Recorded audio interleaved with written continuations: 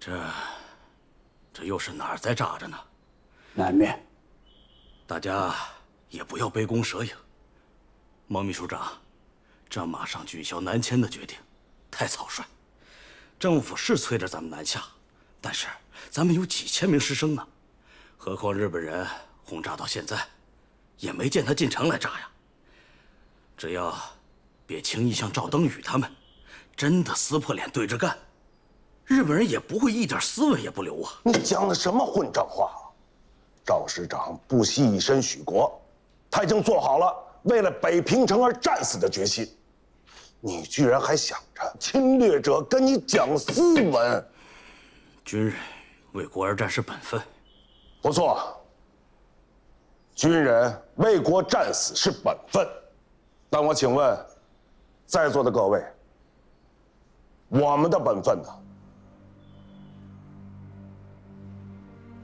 日本人不是来做客，吃完就走。我们现在面临的是灭国之灾呀！何谓灭国？它第一，灭的先是你的精神；第二，灭的才是人的身体。在座的各位，都是饱读诗书之人。历史上，那么多次杀族灭种之战，哪一回我们读书人可以独善其身的？我劝各位不要太天真了，以为日本人可以让大家再安安稳稳的读书育人，除非你们教给学生的是他们日本人的书。那周校长，你怎么说？我知道，在座的有些人会说我是投降主义，其实我的心里也是壮怀激烈，但是确保师生的安全是我的职责所在。在如此乱世，我只期能够尽可能多的争取撤离时间。我已经答应了日本学者冈山新一的要求，进行文化交流，请林文月教授今晚加一堂关于中国文化和日本文化融合研究课程。总要做一些姿态出来，才能有机会安全撤离。周校长，此事我认为不妥当。以我对林教授的了解，他是不会来讲这堂课的。讲这堂课是为了营造良好的氛围，为我们争取时间。唯有如此，南迁之事才能够从长计议呀。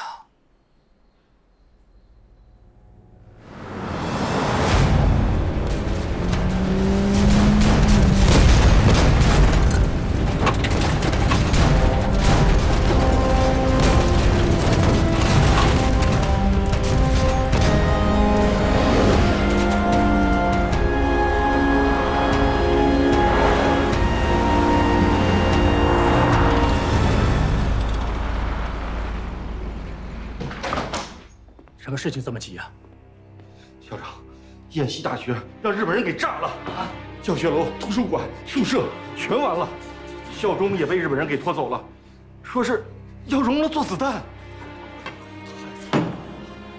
吴然，请文月今晚务必加这堂课。这是救学校于水火，取消南迁之事，诸项准备从现在开始。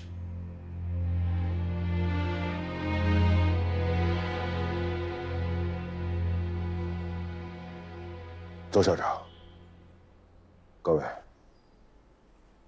今天晚上这堂课，我来想办法。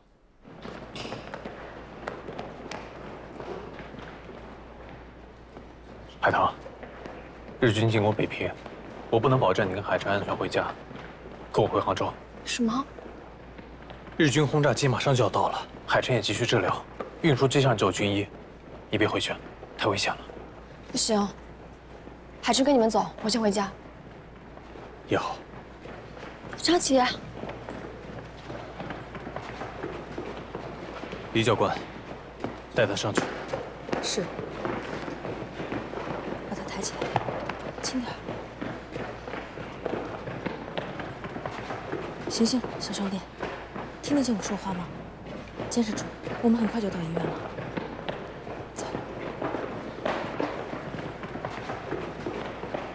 洞31、2214升空以后，指挥机场人员撤离，执行轰炸计划。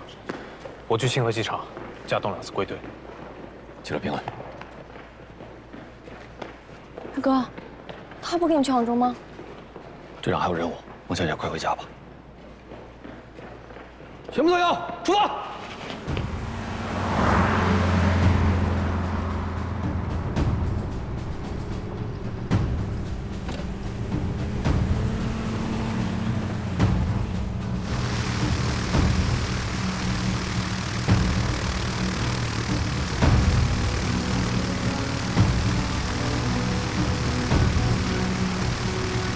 瞄准机炮，投弹。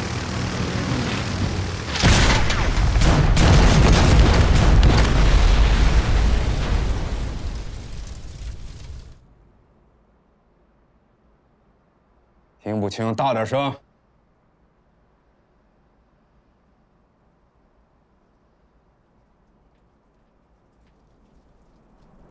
南苑机场的复兴号被炸了。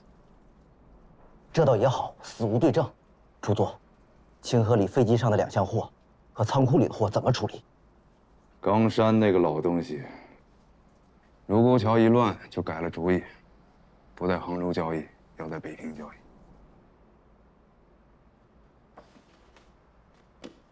这2天你去清河把货处理一下，后天一早去这里交易。这回保证完成任务。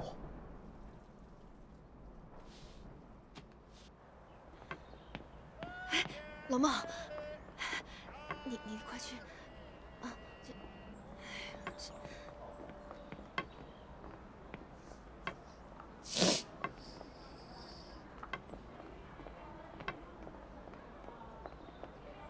海棠，你弟弟呢？都是我不好，没有照顾好海晨，他跟张姐去杭州了。我应该早点告诉你们他参军的，都是我们太任性了，怎么办？好了，没事啊，不着急，听爸爸说啊。女儿啊，你跟弟弟都长大了，早就该经经风雨，见见世面。他跟张琪一走挺好的，最起码我们知道他在哪儿，还有人关照他。现在这些事都不要想，你现在的任务就是跟你妈赶紧收拾家里的东西，不要带多啊，只带必要的。我们呀，马上就要南下去杭州了，到时候你再去找海晨。我们也要去杭州啊？对啊。那这房子咱得找人看着吧？孩子养的猫能带吗？你说马上，那要带什么不带什么呀？我刚给海棠扯了块布，要给她做新衣服的，那得带着。老孟，你最喜欢的那几套茶具得带着啊！带，得带。海棠，你记住了，如果爸爸明天不回来，你到了杭州照顾好妈妈，把弟弟找回来。你们不跟我们一起去吗？哎呀，爸爸要去趟林婆婆家，天大的事儿。哦，如果我赶不上跟你们一块走，我跟老林在杭州跟你们会合啊。哎，你都2顿没吃了，吃完再去吧。呀，你怎么这辈子拎不清楚轻重啊？就知道吃饭。哎呀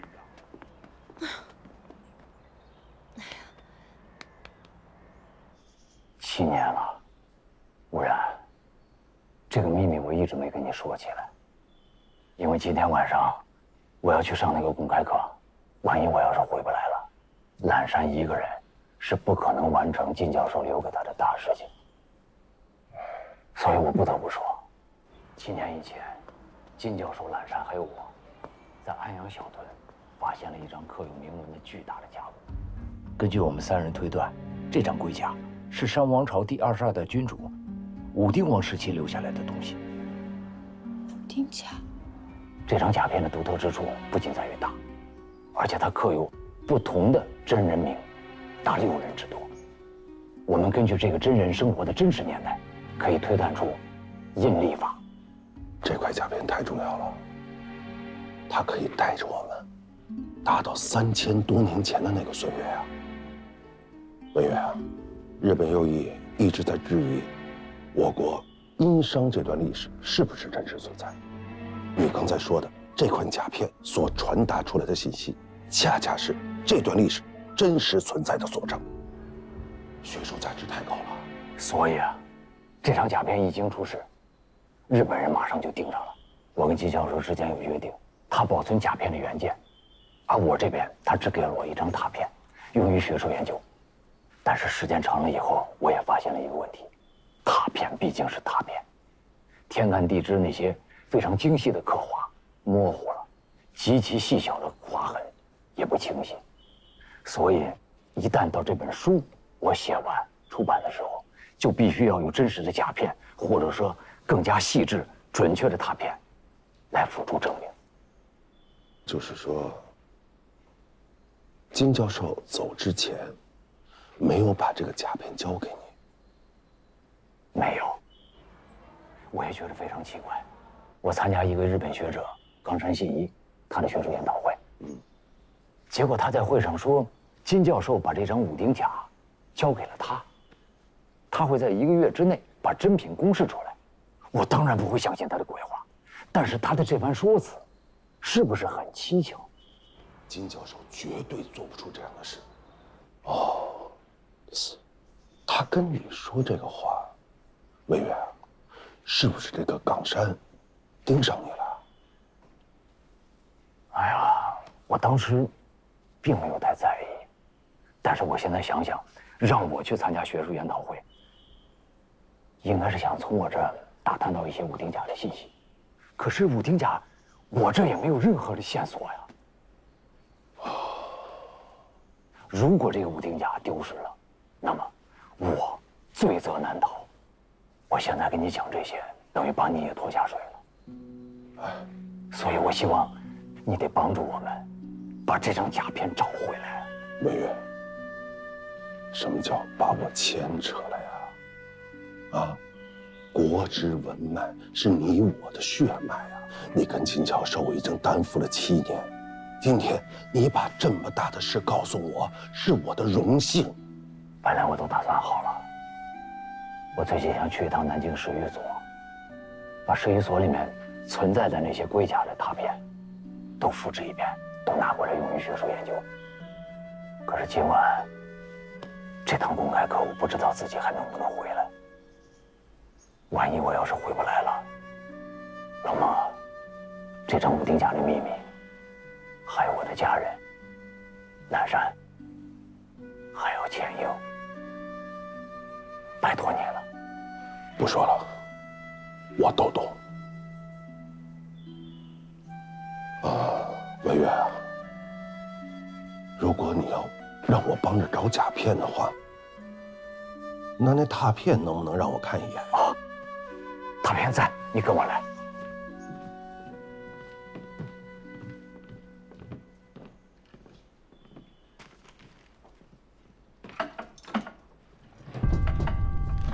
哎，莫夫人，莫夫人，你怎么把我锁在里面了？把门打开啊！魏月啊，你今天就踏踏实实在家待着，别的事儿你什么都不要管啊！你把门打开，你放我出去！老孟，冈山是冲着我来的，你去也没有用。今天你去上课，你的腰弯得下去吗？弯不下去就是一死。我弯不下来，你难道就能弯吗？我孟无染这几年弯腰次数太多了，我不怕多这一次。孟无染，魏月，那武丁甲还有你我的家人，这一摊子麻烦事儿，我就托付给你了。你回来，开门啊！爸，你怎么在这儿？妈让我给你送面，好像晕吐了。回家。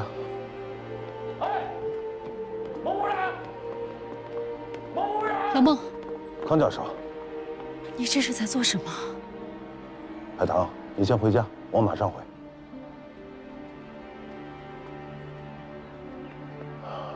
康教授，我现在在行使复华大学国学院院长的职责，你今天把他看好了，哪儿都不许他去。康教授，您是个识大体的人，你要知道，现在只有问月，才能完成《阴代历法考》这本书。你明白我的意思吗？我明白，你说的有道理。那好，明天呀，曾教授去杭州，你们一家人带上我太太跟海棠，跟他一起走。那晚上的课谁上？我也是复华大学的教授，今天晚上的课，我来上。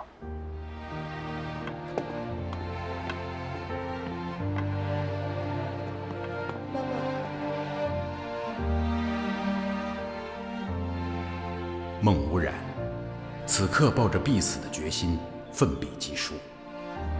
他要重新走上讲台，他要直面侵略者，他要保护林文月这样的国之栋梁，他要用自己弯曲的身板书写一个文人的刚强。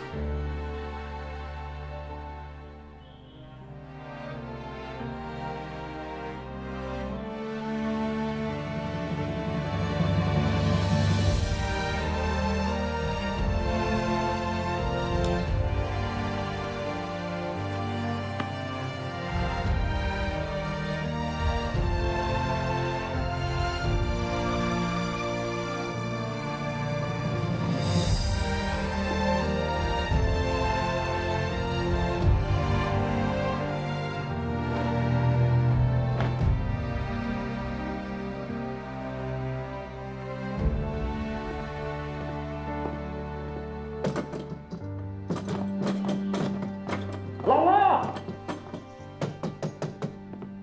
有人吗？谁在外面？把门打开。浅英，是你吗？浅英，爸爸，我在。浅英，孟伯伯走了没有？他已经去了。浅英，这个事情是这样的，今天晚上的课是应该爸爸去上的，但是孟伯伯现在替爸爸去上了，等于是爸爸应该承担的危险，孟伯伯在替爸爸承担，你懂吗？爸爸，可是我不想让你去，不想让你去送死。浅英，你觉得爸爸会死是吗？嗯。但是孟伯伯现在去了，他也会死，你懂吗？我们自己的危险不能让别人替我们来承担，这是最简单的道理。浅英，你懂吗？浅英，听我的，叫妈妈来拿钥匙，把门打开，快去啊！妈妈，懒山，懒山，你在门外。懒山，你怎么也那么不懂道理呢？这堂课是我的，我们不能让别人替我们来承担这种无妄之灾，你懂吗？如果老孟今天有个三长两短，我们该如何自处？你清楚我的为人，倘若他今天遭遇什么不测的话，我该怎么活下去？我的后半生怎么做人？懒山，把门打开啊！开门啊！懒山，快！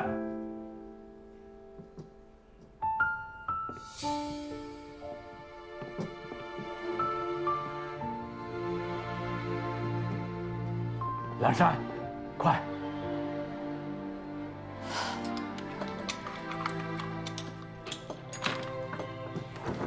懒山，我现在过去还来得及。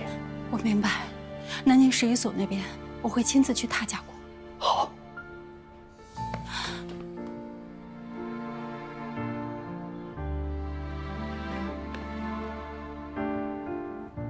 懒山，你是懂我的。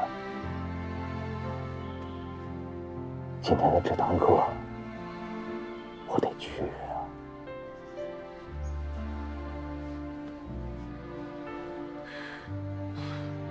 爸爸，浅英，记住，做人应该是清清白白的。今天晚上无论发生什么事情，要听妈妈的话。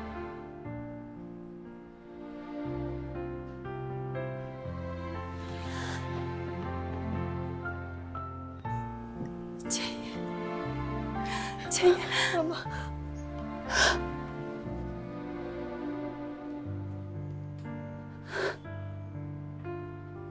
他这个人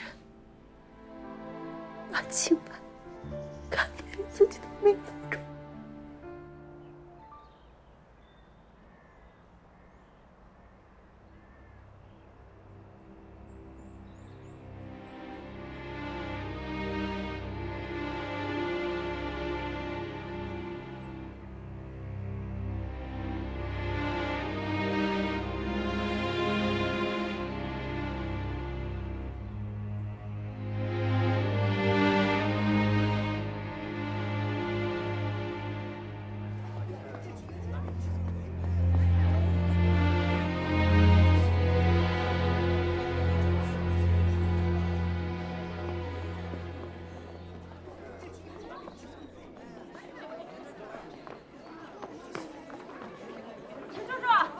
海棠，今天的公开课你找给他讲吧。林先生的课啊？对，我正好去听，跟我一起吧。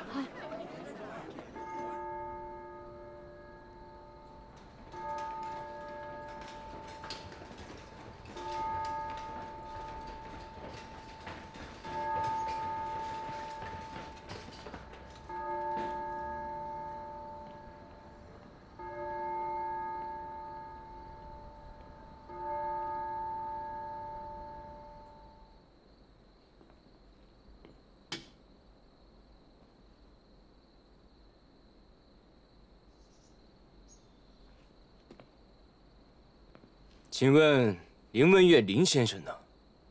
我是复华大学国学院院长，今天林教授的课我带他上。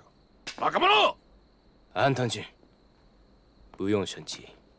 既然是来听课，我们就听听孟院长的课。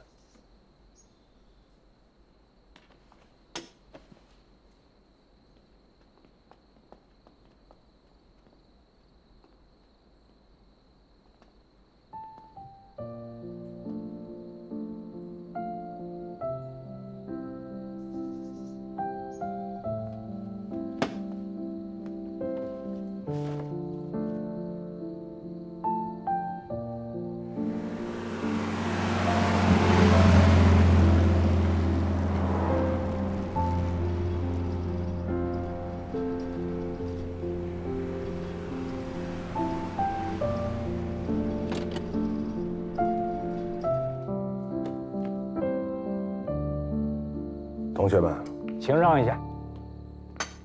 どきなさい。私は両角だ。はいはい。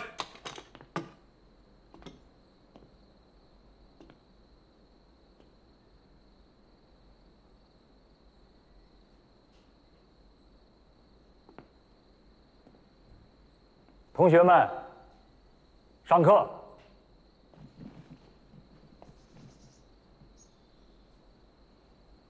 大家请坐下。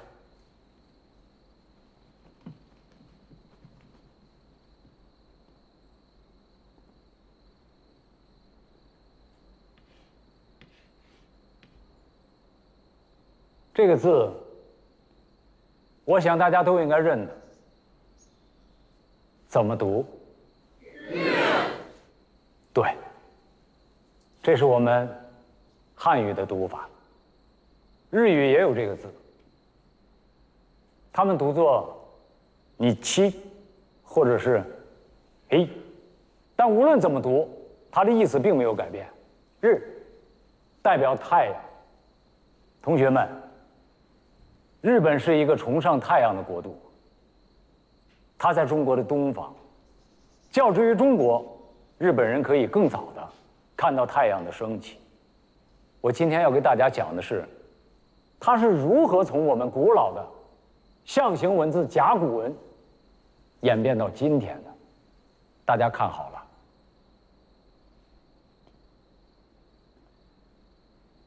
这是行书日，草书日，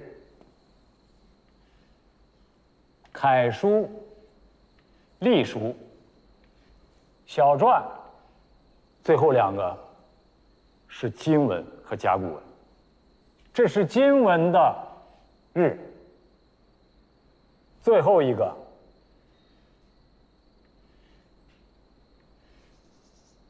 这是甲骨文的日。同学们，如果有一趟时光列车，沿着历史回溯向前，当这趟列车停在安阳小屯这一站的时候，大家就会发现，你们今天所写的所有的汉字都起源于此，因为这是中国甲骨文的发源地，其中也包括了我刚才讲的这个“日”字。同学们，下面我要给大家画一幅图。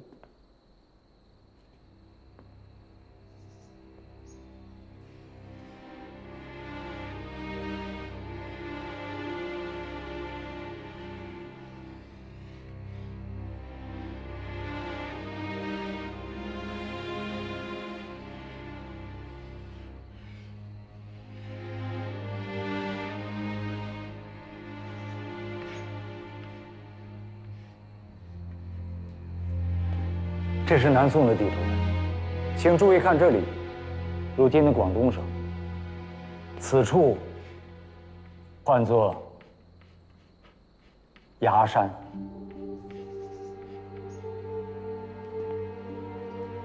此处长江下游南岸的城市唤作江阴。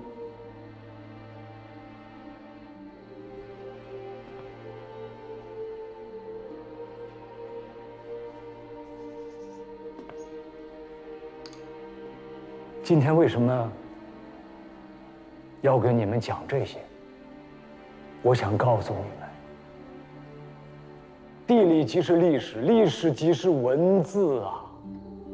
倘若要用最简短的中国文字来记录一个人的生平，我会如此写：陆秀夫生于盐城，葬于崖山，10万江阴父老。生于江阴，葬于江阴。那么好，我现在问在座的诸位一个问题：你们生于何地？你们将葬于何处？中文是世界上最美的文字。它充满了温度，它代表了象形的含义，它有着深奥的内涵。最重要的是，中国的文字是这个世界上连绵了3000多年而从未中断过的文字。也许你们会问，这个重要吗？孟海棠，你曾经就问过同样的问题，对吗？是的，李先生。我今天再回答一次，当然重要。如果你读不懂400年以前至100、200年以前的文字，曹方婷，你就不会因为读《红楼梦》而被老师罚站。何定军，你最喜欢的《西游记》就不用读了，因为你读不懂。如果你读不懂1000多年前的文字呢？滕王阁序，中文系的同学就不用再背诵了，因为初唐的气象万千，盛唐的波澜壮阔，你们是懂不了的。再说到2000年以前的文字，2000年前的文字如果读不懂，历史系的同学实际可以一把火烧掉。为什么？因为荆轲刺秦，因为秦时明月。因为背水一战，因为破釜沉舟，因为卧薪尝胆，你们铁定懂不了啊！这样是一件多么遗憾的事情。我们脚下的土地，李白来过，霍去病所去之地，我们也可以到达。为什么？因为我们的文化，我们的文字从没有间断过，所以你们可以读书，你们可以看到大漠孤烟，你们可以看到江南春雨，你们可以听到文人风骨、英雄复见。今天你们还可以懂得什么叫衣冠不绝，华夏不灭。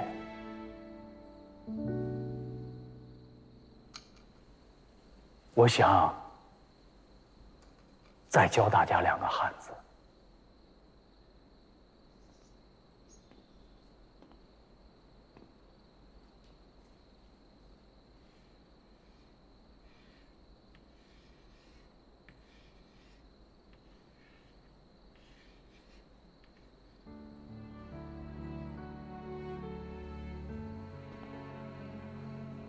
这2个字，你们懂吗？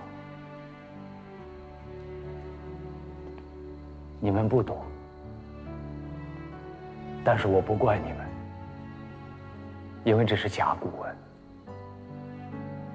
我们最早的象形文字。列列旌旗下护卫的中央一片土地，还有兵戈护卫之下头戴王冠的一个人，他到底是什么字？我现在用现代文字的方式再写一遍。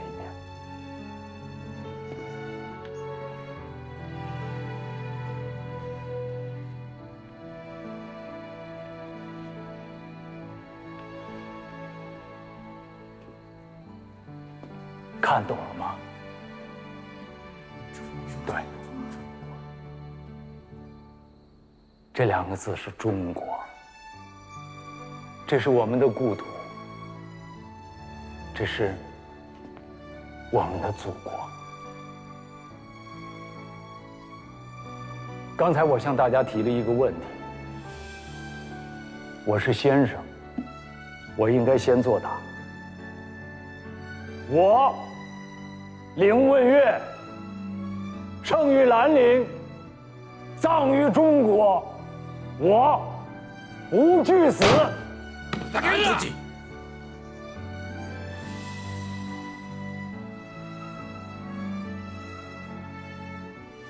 我孟海棠，生于北平，葬于中国，我不惧死。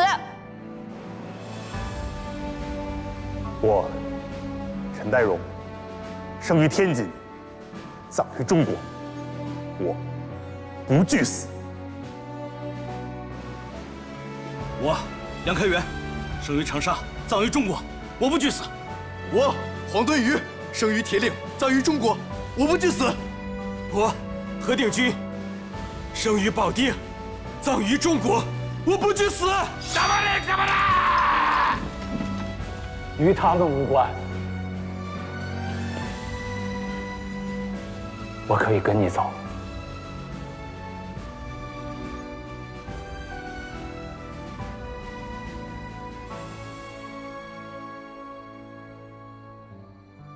这清河防护就是个空壳了，这飞机和飞行员全部都调离了，连守卫部队也都调去南苑了。这儿现在就剩你和我。慌什么？这上面不是说了吗？等一下飞机加满油，晚上8点45有中央航校的人来接收这架飞机。你们什么人啊？我们是中央航校的，奉命再检查一下栋梁寺的机况。你们先撤吧，这里交给我们。什么？军令提前了？你们谁是接收飞机的飞行员？哎，我们怎么不知道这事儿啊？抓紧撬开底舱，赶紧进货。是。快点，快点！里边！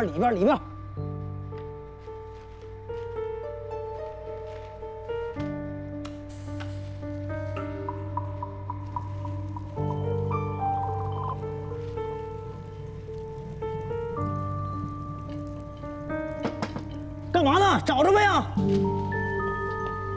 报告，徐科长，道路上有车往这边开，可能是接受飞机的飞行员。什么？这么快就来了？什么味儿？带着箱子赶紧走，快点！快走！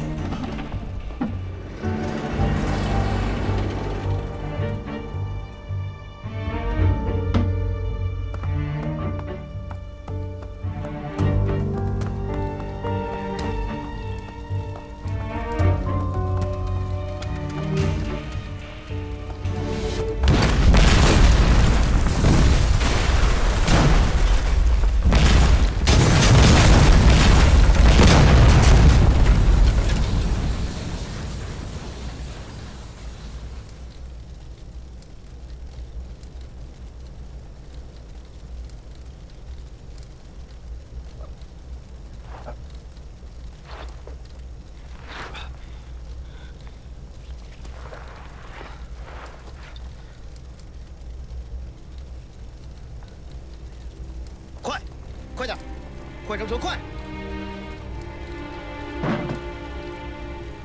徐科长，这些货怎么处理？陆副处长让送同茂古玩店，后天早晨正阳门出大货，快走！好。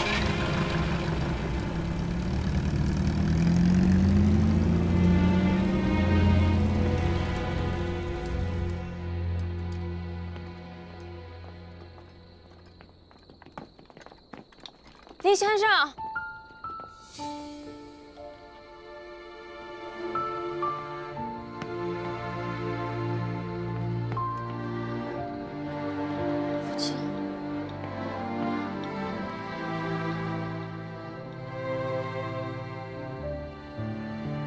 孟秘书长，请这一步说话。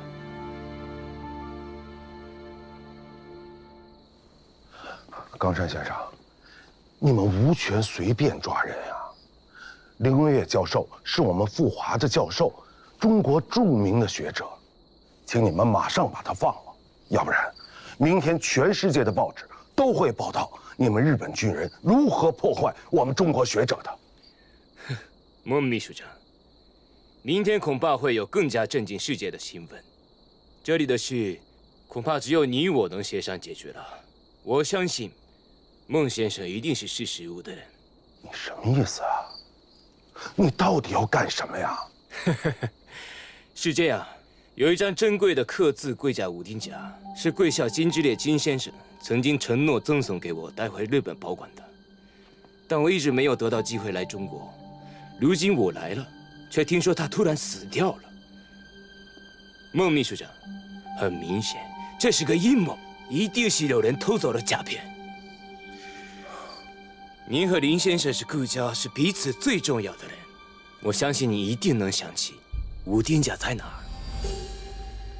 孟先生，我跟那些粗人不一样，我希望您提醒林先生，将此物交给我。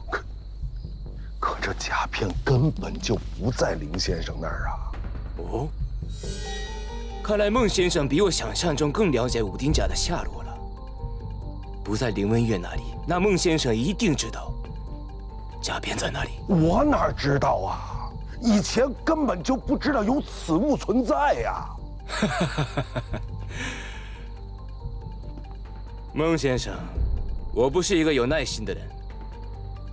这样吧，林文月我先带走，我会跟他好好交流。我给你1天时间，您好好回忆一下。1天之内，你若是能把甲片归还于我，我就出面请大日本皇军放了林先生。我说到做到。冈山先生，这么珍贵的东西，我1天之内如何能找得到啊？你这是难为人呀！哎呀，这北平的监狱现在有日本驻屯宪兵队接手，安藤队长是军人手中心黑呢。长，请你们把林文月先生放出来，我们俩一起找，这样可能能找得快点。孟先生，你现在已经没有讲条件的筹码了。后天日出时正阳门下见。晚了，恐怕您就再也见不着林先生。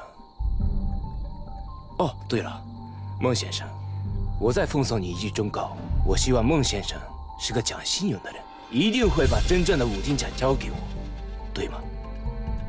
再见。哎。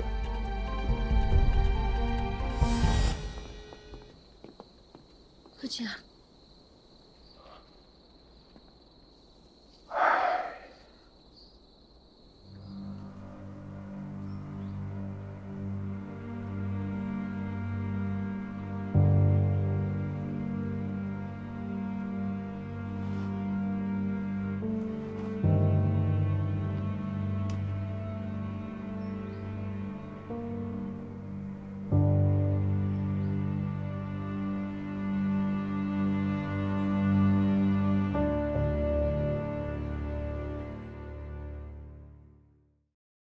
风雨起，它荆棘，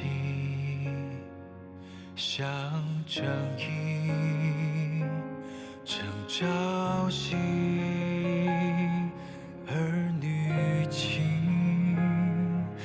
泪别离，问归期，不尽期。新年一场热血，生与死魂一缕，赤诚雨的花开满地。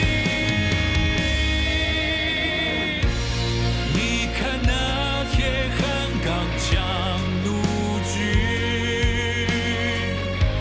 出生必定追。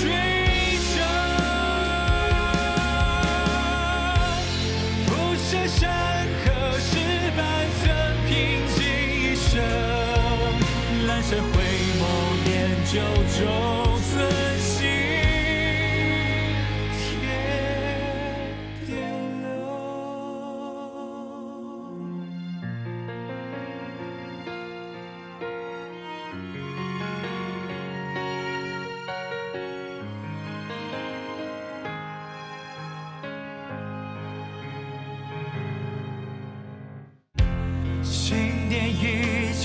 热血，生